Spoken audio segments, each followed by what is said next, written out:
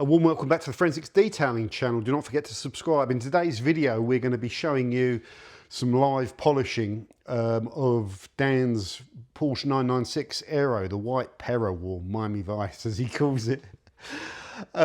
We've talked about the preparation for polishing this. We've shown you how it was washed and decontaminated, and we did a discussion video that I just shot on pre-checking paint levels.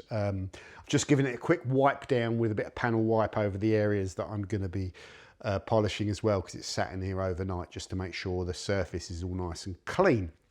Our approach is going to be a two-stage polish, cutting with Scholl S3 Gold XXL cutting compound on flex purple pads using an XC and PXE polishers using a range of 5-inch, 3-inch and 1-inch spot pads.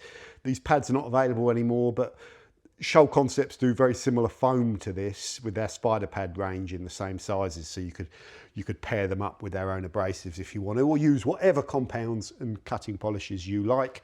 We will then finish the paintwork out with the Scholl S40, the ultra fine finishing polish, with a flex orange soft pad on the XFE, which bigger machine, covering a bit more ground with a 6-inch pad.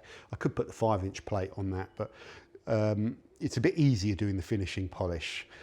Okay, so let's just crack on with this. So the lights have got to go off in here because it's just going to help me. It's going to help me see what I'm doing, and we're going to put our workshop lighting on. This is the flex cordless. I don't often bust this out, but when it's on this white paint, it's really important to see what you're doing, and it's also important to get the right light. So if you just play around with this, typically more intensity can help, but colour can help as well. So if we go over now to this side, we can alter our colours. Yeah, and what? Yes, that's better. So the yellow light there is showing me the swirls better. Let me just check that. So you're not getting as good a view of this as I am. Yes, but the white light, that's pretty good as well. But the yellow light is better. Yeah, that's the best one for showing me what I'm dealing with. And the camera's not going to pick it up so well. But we are dealing with mainly low-level swirls, a bit of touch-up paint there. Yeah, because the front of the car still picks up kind of damage and debris. So let me just get the camera set up. I want to give you a good shot of this. So let's just get this out. Oh, Jesus, nearly fell straight over then. I tripped over the tripod. So I want to give you a really good shot. I talked about tape and said I wasn't going to tape up the lines, but there's a little raised edge of rubber there. So just where I'm going to be polishing into there, I didn't want to get it into that headlight, on that headlight rubber. So I've put a little bit of tape there. That's quite a nice shot. If I go wide, oh, there, that's a good shot. So you kind of, I want you to be able to see what we're doing. Right, let's make sure this tripod isn't going to fall. There we go. I talked about when you're doing your first set, this being full of old polish and give it a good bang out. You know, the pads, I try and keep them very clean. I've just done one light mist of water on here. You can't even feel it, but it just will hold on to any dust, and it will mean that when I do the first set, I won't start polishing and throw dust and polish everywhere. If the pad's brand new as well, you can get some release from where it's cut from the manufacturing process. So bang it all out, and that mist of water can help with brand new pads as well. Whereas you go to do your first set and it throws coloured foam around sometimes. I don't think I got that with this particular pad, but I've noticed that can happen. With the cutting compound, their modern abrasives are all well mixed and they tend to stay well mixed. But I've already shaken this once, but always give it a good shake up. Okay, now these Scholl bottles, they've changed the design now. This is a full bottle. I ordered, I think, S20 Gold, and they sent me the wrong one. years ago, and then said, well, if you just buy the S20 Gold again, we'll give you this one for like 15 quid or something, which was great, very nice of him. So I had an extra bottle of this, and it's good, but it's this old style lid is not the best because the polish tends to cake and it can fart. So you have to be a little careful when you're putting the polish out. The pad is bone dry, so normally you could start with 5 and then go down to 4, but these are quite big dollops, so that should be enough. Our pad has no polish all over it, so sometimes when you're doing your very first set, if you set them, just put some polish down, just get it all over your pad. You can even whiz it on a slow speed.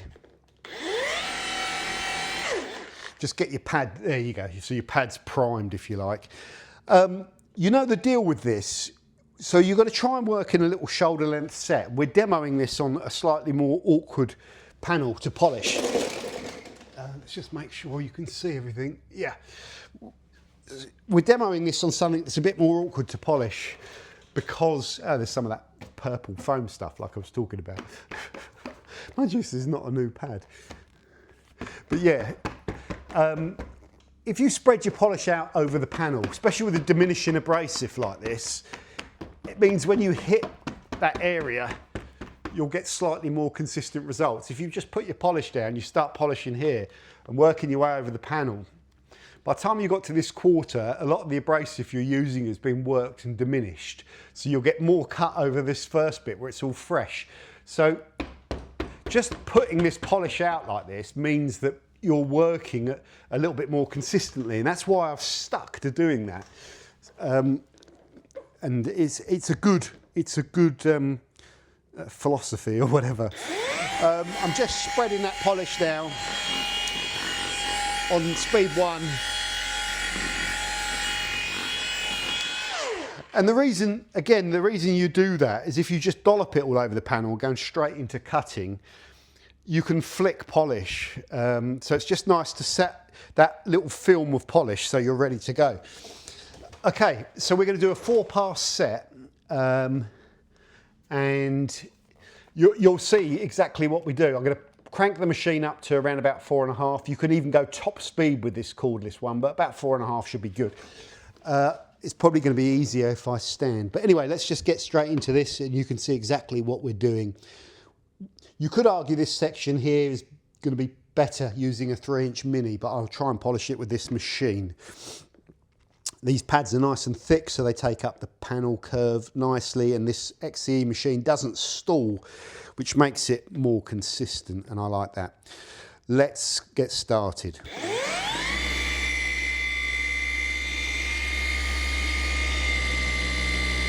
How much pressure am I putting into this? A little bit. Just a little bit extra.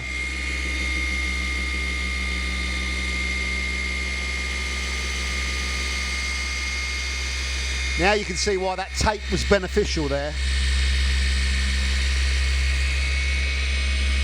I want to get into this paint, and if I didn't have that tape there, I'd now be putting some polish on that rubber.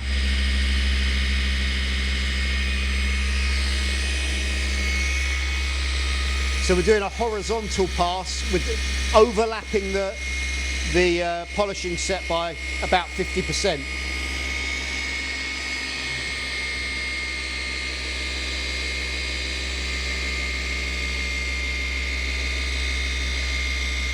Now I'm going to sit down.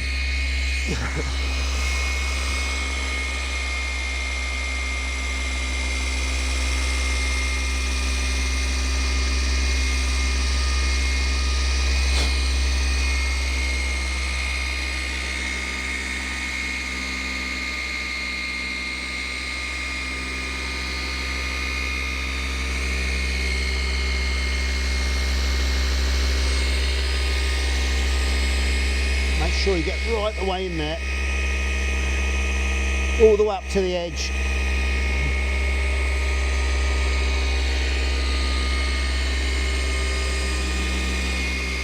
And now we're going to do vertical passes.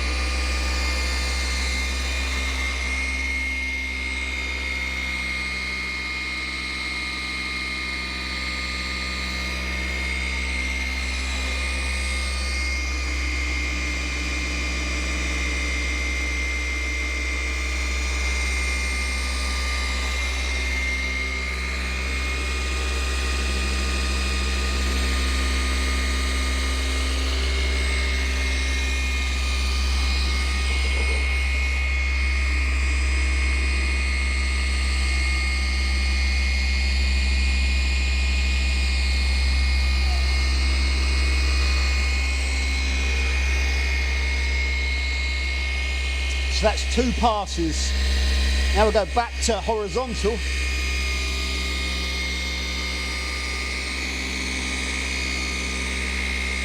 This polish is starting to break down now. Just keep going.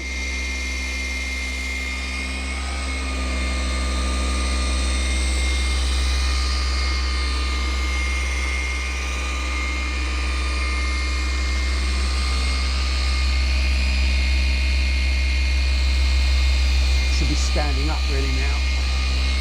And then back to a vertical pass.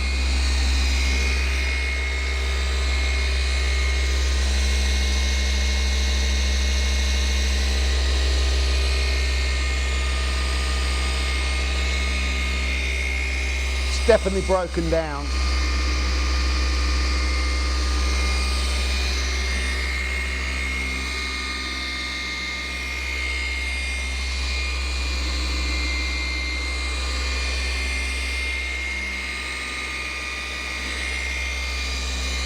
Right, there you go. So you've just seen exactly what we've done. Well, a little bit of heat in the panel, which is good, but we've got no dusting and we've got 0 sling and we're working clean. Okay, so now we're going to buff this polish off. Oh yeah, Jesus. That's another nice thing. Some compounds, not many, some can be a real pain. And when you do that first buff, if it's sticky and horrible, you're going to be in for a sticky and horrible experience for the rest of the day, fighting to get all this stuff off of the panel. When it buffs nicely, it makes it so much easier. And it also tells me the clear coat they've used is good. And straight away, I know that this is going to go well. I'm just going to get another light. Let's turn this one off just so I can control where I'm shining the light.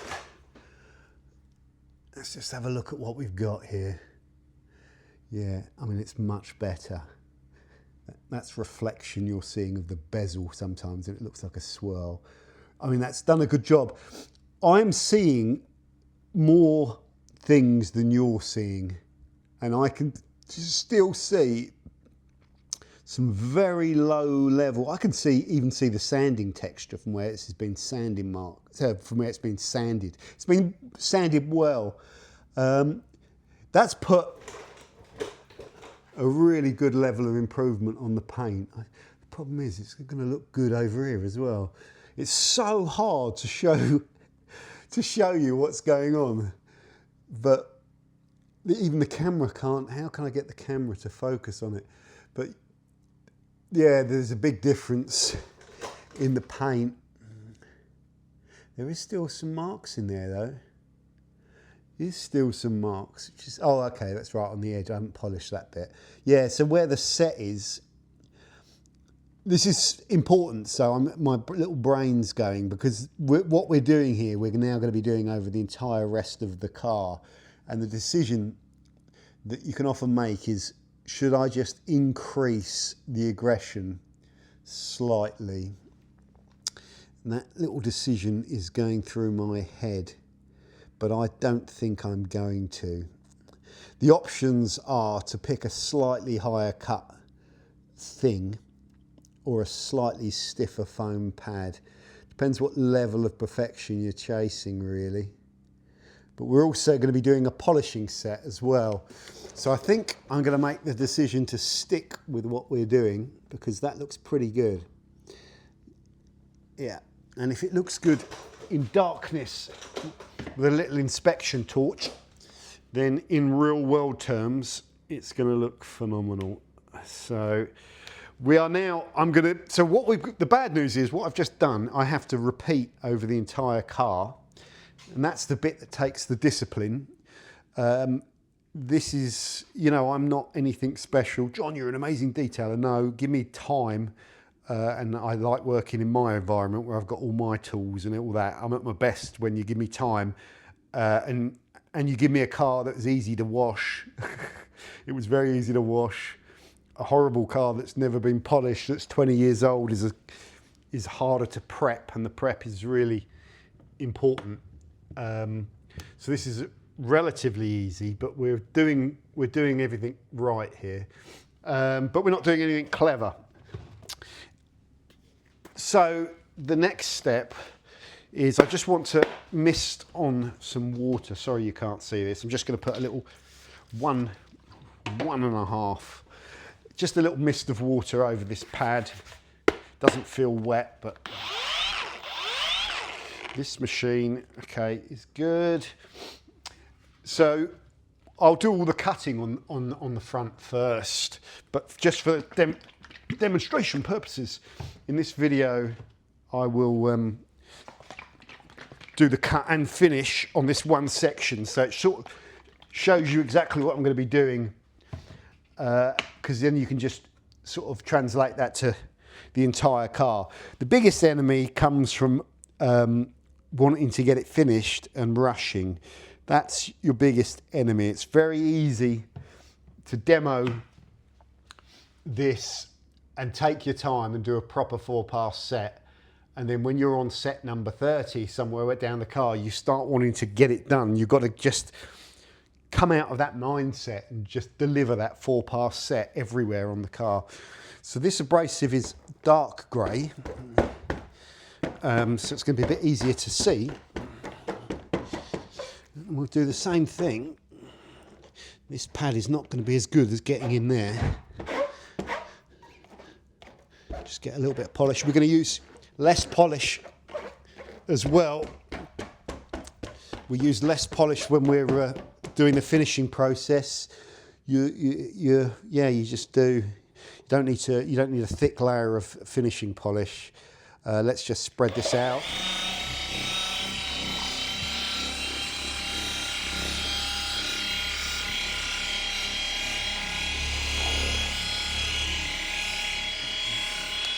Said before, you should probably have the 3-inch mini in there. Okay. This polish doesn't like water as well. It doesn't sort of freely mix with water.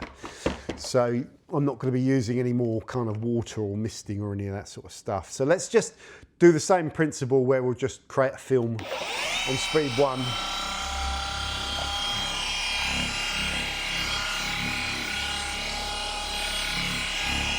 Okay, now we're going to crank this tool up. Could probably go all the way up to the top with this because it doesn't have a high top speed. 3,000, so 7,600 there, but that's, you have to halve that, so it's 3,800 OPMs if you like. So we'll go 5.5, and let's polish this up.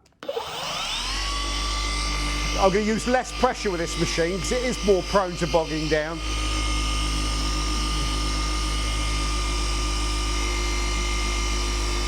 I really want to get this part of it right because this is the bit that makes a difference. Definitely going to get some stall here. Yeah, it's stalling out. Here we go. Doesn't like curves, especially with a 6-inch pad.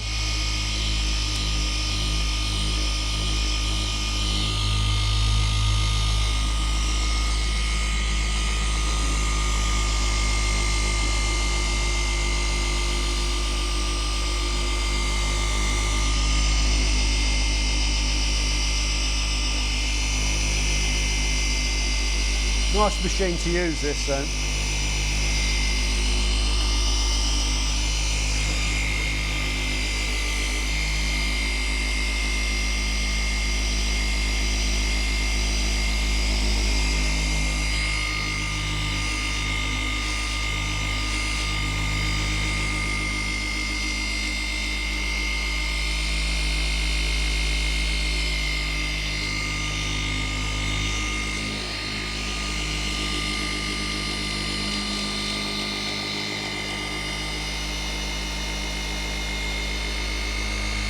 Careful there.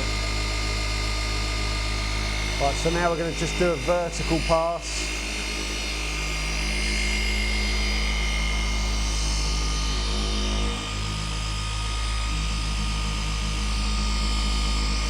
Could do with a little bit more top end this machine.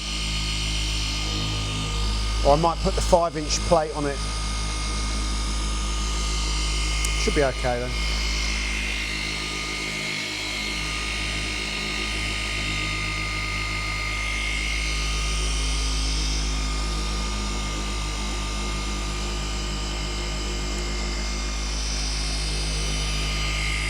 So I'm using kind of even less downwards pressure with this. You can push into it. Just tight, even less pressure than when I was cutting.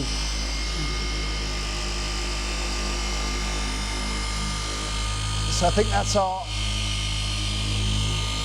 losing track of my passes, that's our, this is our second horizontal pass.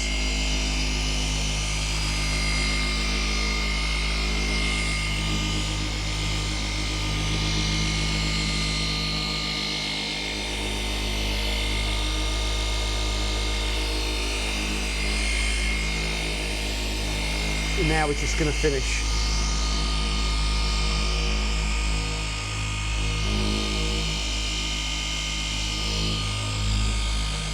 Definitely prefer the force rotation then.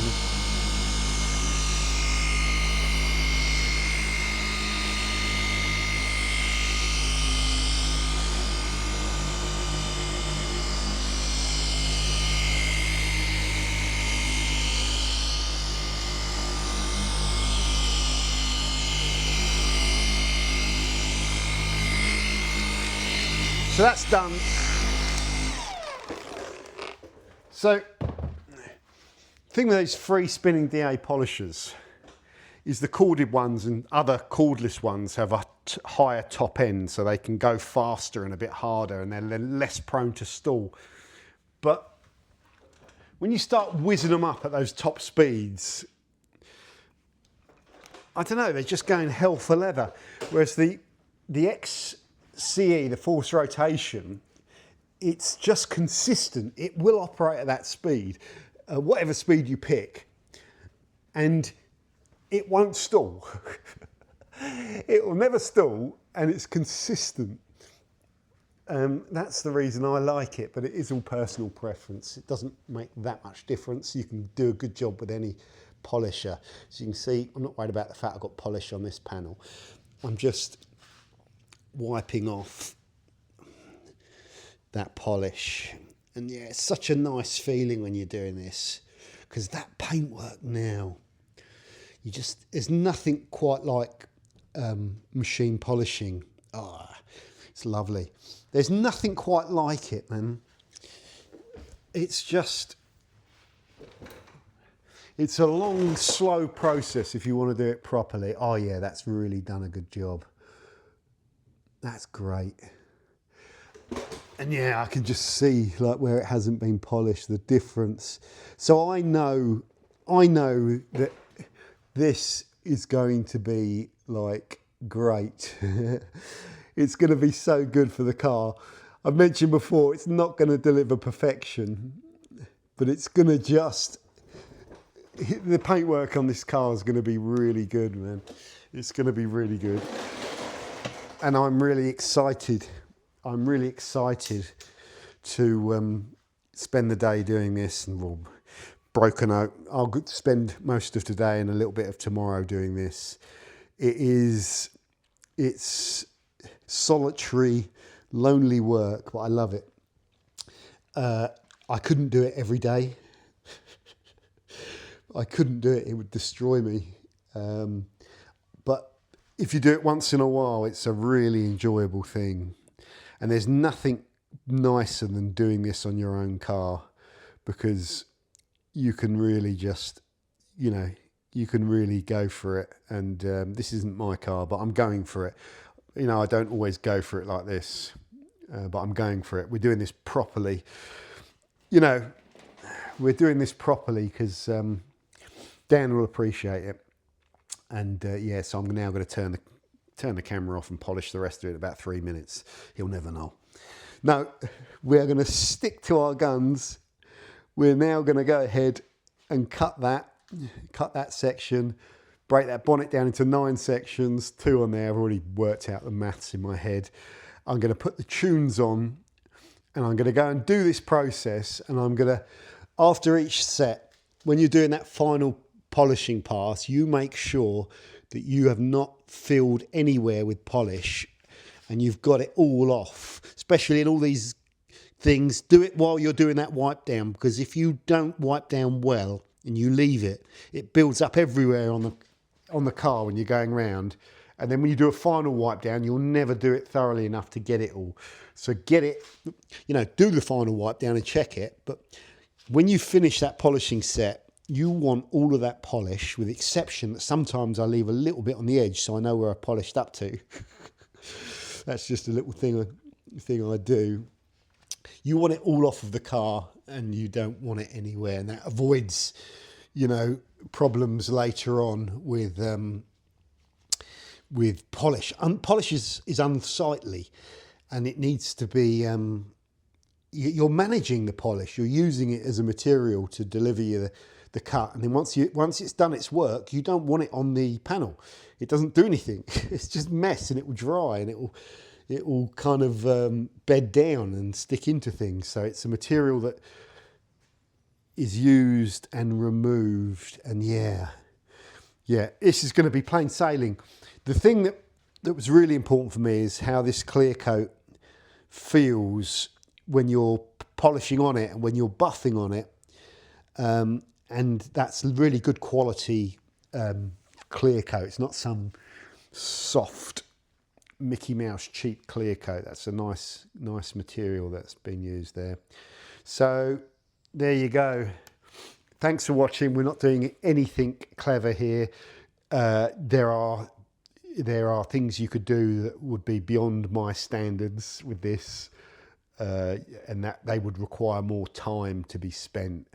We are cutting, we are finishing, and my priority is to make sure that every cutting set and every finishing set is done properly, and then what we deliver is what you get.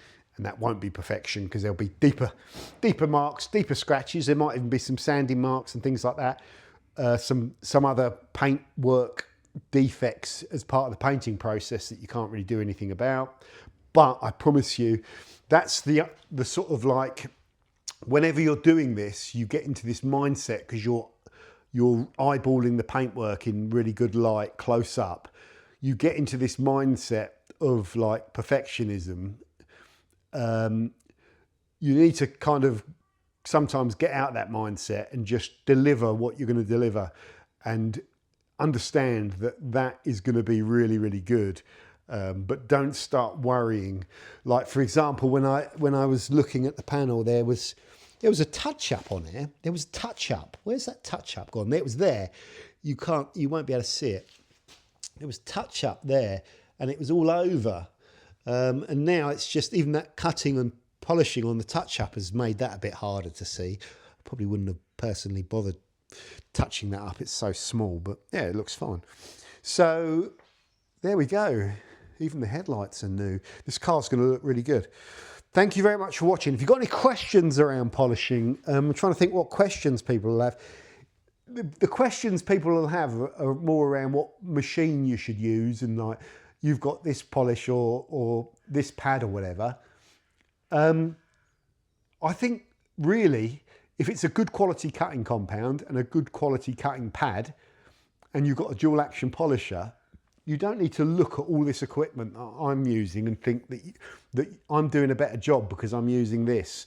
No, they're a little bit better. These are top of the range. These are top of the range abrasives, top of the range pad. Everything I've got tends to be really, really good. But it's really down to discipline and consistency and giving yourself enough time, and it will be down to, as you start getting bored because you're doing set after set and you want it done, will you start speeding up? That's the biggest thing. Will you start speeding up? Will you just blast over those in 10 seconds like turbo polishing and stuff like that? That's the difference. And a lot of that goes on, and I've done that because you run out of time sometimes and you just got to smash it out. So I've got enough time with this that I don't have to smash it out. So really there's no excuses for just speeding up and doing a poor job, you know. So I'm going to do the best I can by this car with the time that I've got. Thanks for watching. Any questions, put in the comments. I'll do another video when it's all finished and it's sealed up, and I'll wheel it out of the garage because I think it's going to look electric. I think it's going to look electric, and I'm really, really excited to get it polished, sealed, and then back over to Dan. He's going to love it, I think. Okay, thanks for watching. See you later.